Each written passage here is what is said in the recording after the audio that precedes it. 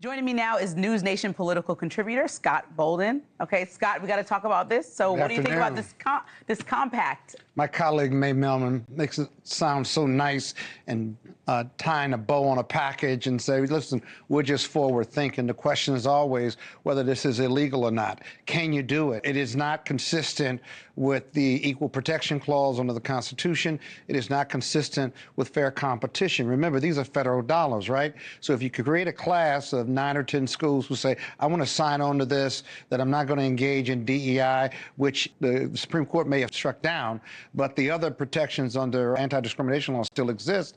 And are you going to give these 9 or 10 schools an advantage over the other thousands who would qualify for grants? And then if they go to court because they say that they're being treated differently simply because they signed on this deal, then where do you go? A federal judge is going to have to figure that out. And then lastly, why would a college or university give up its independence by signing what I would call a handcuffed agreement, if you will? Giving up your independence where you ought to have the independence to run your schools under the law, but also be able to implement these programs and use these vital funds for good research. Now, if a college or a university does agree to sign on to a plan like this, what would the future then look like? You talked a little bit about that, but as far as free speech, are there any concerns on your end for that? Sure, because now who's running the college or the university? It's not the administrators or senior management. The government is there, and they will enforce that agreement based on what they think you're doing. Not bad acts per se, but acts that they feel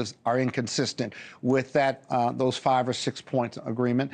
And you got to be concerned about that, because this administration has shown that it will not hesitate to pursue legal remedies, but at the same time, when colleges and universities have challenged the government on trying to implement these policies, like Harvard, for example, they've won in federal court. The Article III courts are with them because a lot of these are violations of constitutional rights, even of the colleges and universities. Scott Bolden, we'll see you later in the show.